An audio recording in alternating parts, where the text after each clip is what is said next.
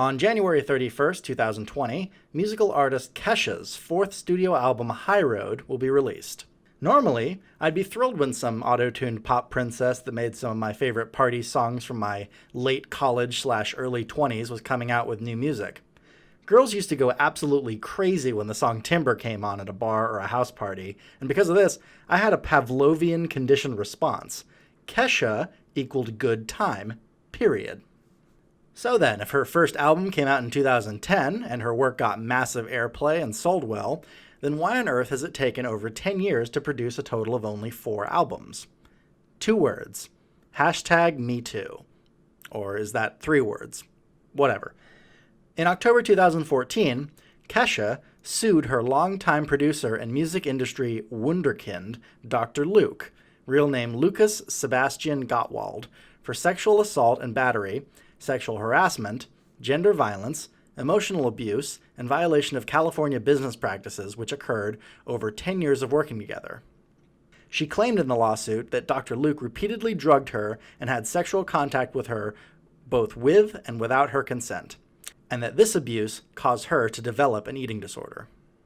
Now, God knows, I would rather not become known as the "see, all women lie about rape" guy. It frankly feels gross to me that people might think that I reflexively victim blame or disbelieve women simply because I don't like women. It's not true. I really don't spend much of my time thinking about rape or even high-profile stories about it. And in this instance, whether you believe that Dr. Luke did anything wrong is not actually germane to the overall point of this video that I'm trying to make. I could go into the timeline of events of this story, breaking down what I think is credible evidence to bolster each party's stories, talk about Katy Perry's involvement, blah, blah, blah. If you're interested, you feel free to do your own research. It's all easy to sift through online. But what is unavoidable is this. In a 2011 deposition, Kesha, on camera and in sworn testimony related to a different lawsuit, denied ever having had an intimate relationship with Dr. Luke and said that he had never made sexual advances at her, nor did he ever give her a roofie. And what's critical about the timeline is that in Kesha's lawsuit, she claimed that he had raped her before she gave this sworn testimony. So again, just to be clear, either she lied under oath in 2011, or she's lying now. If she lied then, she was willing to allow a rapist to escape justice and continue abusing her and other girls. You could, I suppose, if you wanted to be really generous, say that she was traumatized at the time by the experience and therefore not in her right mind to call out this monstrous behavior. But I'd say it was clearly more about not wanting to derail her own career, being world famous and paid millions of dollars to sing and dance to songs about overindulging booze and drugs, living for the moment, casual sex, etc. And if she was being honest in her deposition, but is lying now, then she's clearly willing to destroy the reputation of the man who made her career and cheapen the accusations of real rape victims in order to try to get better money and more creative control in her stupid singing career. Either way, frankly, she shouldn't be a heroine of the Me Too movement. But this bandwagon is just too good to stop and acknowledge that someone could conceivably make choices that led to the obliteration of their own credibility.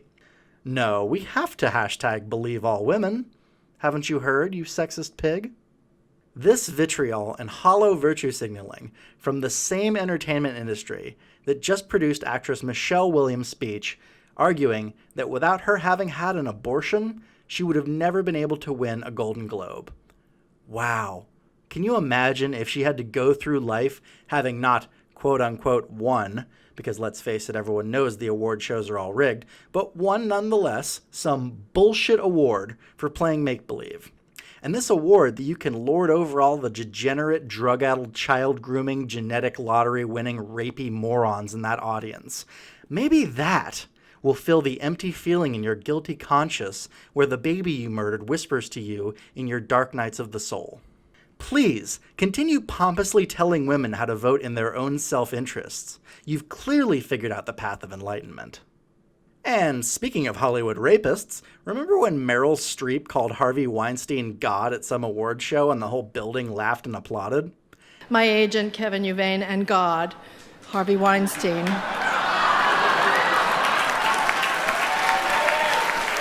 How many actresses do you think you could name who sold their soul to the devil and sucked this hairy land whale's dick in order to get money, attention, and be able to wag their finger at Joe Q Public about our fossil fuel addiction, the wage gap, acid rain, or any other nonsensical soup du jour cause célèbre over the past 30 years? Who actually cares about these people? They stand for nothing worthwhile. They have no principles. They don't give a damn about you or how you live. They have no honor whatsoever. These are idols, graven images that mirror to us the materialistic depravity at the heart of our own culture. It's the same as the golden calf the Jews made after they had escaped from Egypt and thought Moses and his God had led them into the desert and abandoned them. Of course a bunch of hungry ex-slaves on the run would value the tasty beasts of burden they had with them. Of course that would be the shape of the fabricated god they'd worship and propitiate to. They wouldn't want their cattle to become infertile or diseased, heaven forbid. And interestingly enough, they chose a calf, a baby cow, as their god, as opposed to a full-grown cow or a bull. Similarly, our modern idols are avatars of youth, and also vulgar hotness, unrestrained sexuality, and mindless overconsumption. Maybe we haven't come so far in over 2,000 years. Maybe our culture needs a Moses or several Moseses to come down from the mountain and periodically smack some sense into us and remind us that the values of the moment are never the values that persist through time. So don't buy Kesha's new album. And not just because her last one was 100% depressing low-energy girl power ballads and 0% upbeat party songs. Don't buy it because she stands for nothing. Nothing worth supporting anyway. But more than that, don't ever forget what these cultural idol people are and why they absolutely do not matter. Only people who live their lives with principles and honor matter. Now go ahead and hit that subscribe button and make me a famous YouTuber so I can win some stupid award and abandon all my principles and debase myself while you jealously watch for both entertainment and to feel superior to me. Just kidding. Am I? Who knows what evil lurks in the hearts of men? The shadow knows. Hi guys, Media Shadow here. I'm trying to grow the channel and hopefully get more than one video out a week. So if you like what you've seen, please give me a like, subscribe, share, or drop me some coin on Patreon. I've left a link in the description of the video. Thanks!